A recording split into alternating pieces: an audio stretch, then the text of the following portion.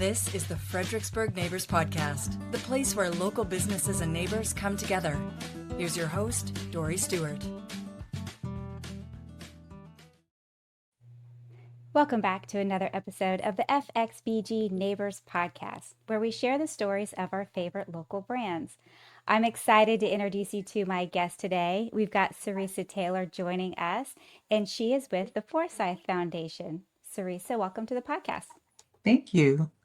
I'm really excited about this. I'm excited to learn more about you and more about the foundation. So let's start there. Share with us, what is the Forsythe Foundation? So, the Foresight Foundation, first, I will introduce myself. Mhm. I am Saresa Taylor. I'm the founder of the Foresight Foundation. Um, After losing my son last year in April, I just just mysteriously just said, I'm going to create a foundation in honor of my son because I made a promise that his life will continue to make a difference from the struggles that he went through. And immediately I just knew that that was what God brought to me to do. I had been retired for over 9 years. I retired from the military, 22 years, Army, and I hadn't worked. So I really didn't have a purpose. I just did little hobbies here and there. I never had like a job after I had retired from the military. And so that day this happened, I felt like God gave me a purpose. And that's how the foundation came about. And the name of the foundation came from my son often changing his name all the time. He just made up names and we would just call him those names. Never knew what those names were, but we would just go along with him. And so found the Foresight Foundation came from him calling himself Foresight. And I never looked the meaning up until after he passed away. And when I looked the meaning up, it mean man of peace. So Wow. it fit perfectly for their name. And so I added on Reboot with Juju because we call him Juju. And Mhm. Reboot is because the love of technology that he had. Therefore, I did Reboot because it's give you a restart of life. So Reboot with Juju came from the love of technology and his nickname Juju. And so that's how I came up with the foundation, the Foresight Foundation, Reboot with Juju. Wow. Wow. Well, I'm so sorry for your loss. And I love how you are honoring him and you're still being such a great mom. Share with me what the foundation does. So the foundation, currently we're 10 months in. Right now we are bringing awareness to mental health, suicide prevention. We're also doing outreach at school. We haven't started. My plans are to do outreach in schools. We do outreach in the community and have emergency therapy for those that are unfortunate to be able to afford therapy, emergency, like if they need it immediately, we will be able to provide emergency therapy for them. And we also are going to be doing scholarships for those pursuing degrees in mental health, psychology, as well as IT, cybersecurity. Wow. And Really big another, goals. oh, yes, and Yeah. one other thing that I am planning to do, if you ever heard of Dare Day, Mm-hmm. Mm-hmm. so my future goals to get into the school system and have a reboot day dedicated to for mental health, suicide prevention, reminding students that they matter. And so that is one of my signature programs that I'm pushing forward to actually implement in the schools because their day is all about don't do Mm-hmm. drugs, don't do this in schools or whatever. There, I haven't seen a program as, like the kids have to, like the fifth graders, they have to basically graduate because they do these different classes. And then they have a Dare Day where all the things that they have learned about the importance of not doing drugs and the things like that in school. So I'm thinking of implementing my own program with the Foresight Foundation of the Reboot Day.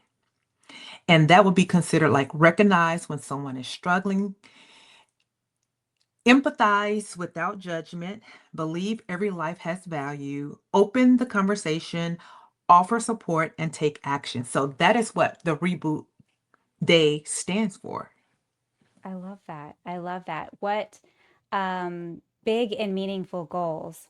I I imagine that you would love some community support. So tell me if the listeners want to support you, if they want to, you know, help you give back, how can the community rally behind you? What are some things that you need from the community? Right now, what I would like to have from the community is their support because starting a new business, such as Hmm. my business, is very hard because a lot of people are loyal to different foundations and Hmm. loyal to different businesses. So I want them to be able to trust that my foundation is actually doing what I intend for it to do. And so support, donate, spread the word, um, volunteer, allow me to come into their establishments to share my story, to see where we're going. If they kind of look at our past from the past 10 months, they can see that I have been intentionally going to events where I can share my story, my real life story, and also showing what I'm ready to do and willing to do.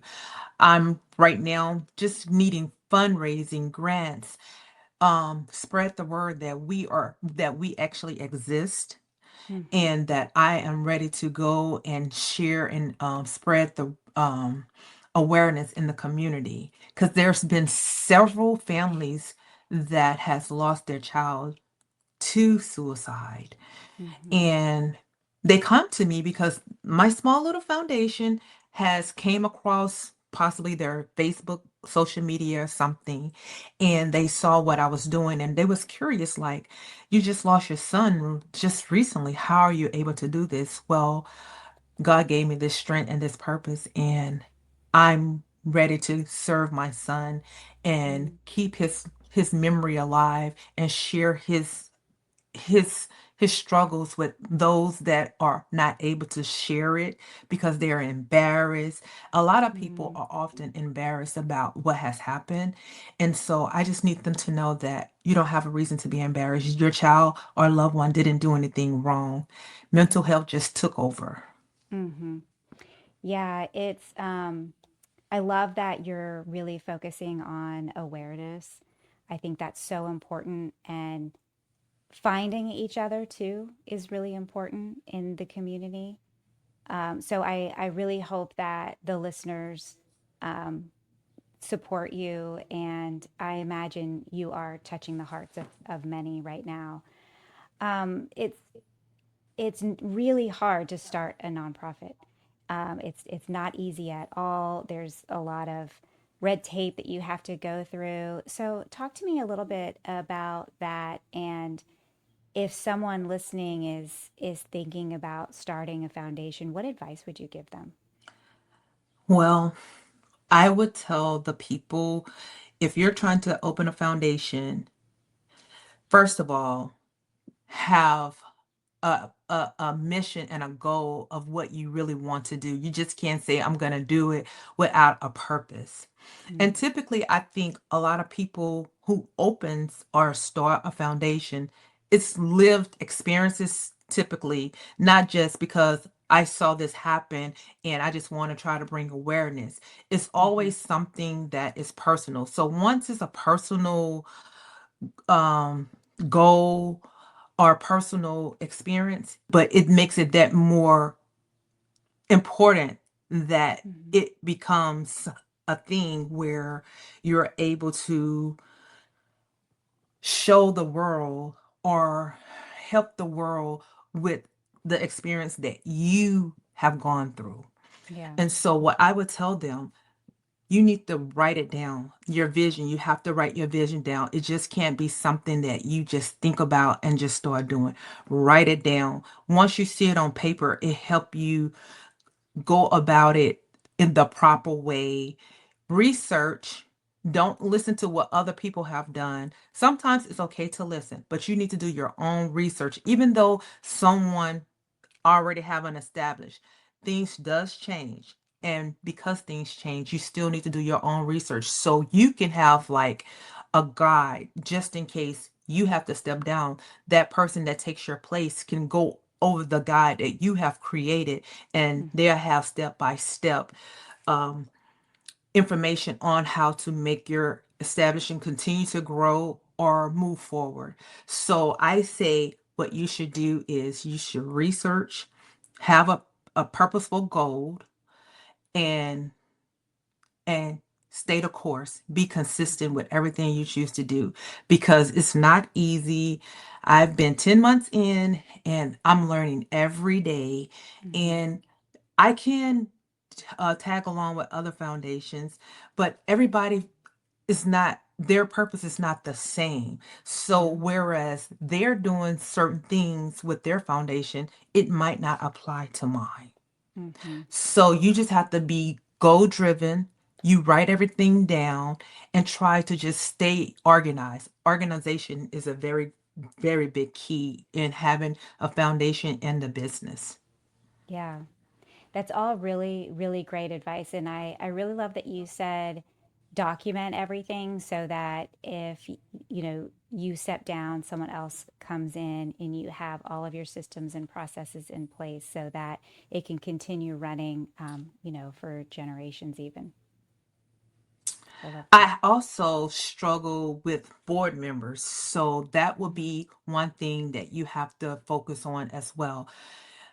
I purposely didn't use family members Mm-hmm. because they are too connected with you. So Mm-hmm. some family members could be like they're just doing it just for you, but not really wanting to do it. And they might Mm-hmm. not be a good fit. Even though they can help whenever needed, I feel like allow them to help when needed, not like be on your board. That's just my personal advice. It could work for someone else, but I just feel that having like people that you're really, really close to Mm-hmm. not be, don't be business with the people that you love. I feel it has, Mm-hmm. I think having strangers, possibly lived experience, I think it Mm-hmm. will work better for that specific cause Mm-hmm. because they have a purpose why they would like to help and they will be driven.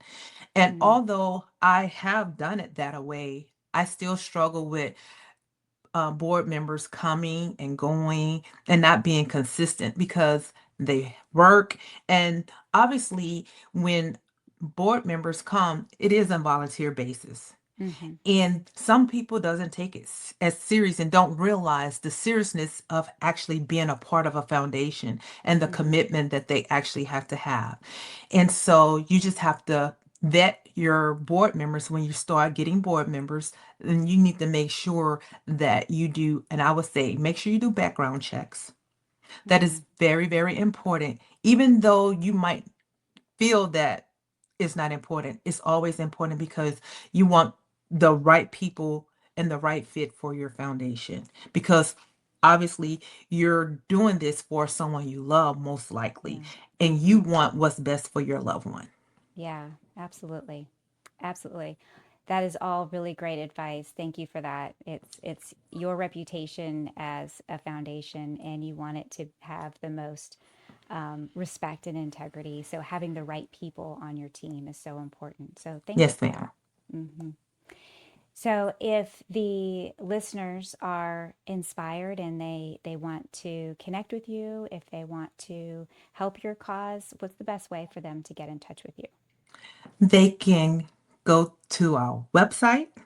Okay. It is www.rebootwithjuju.com.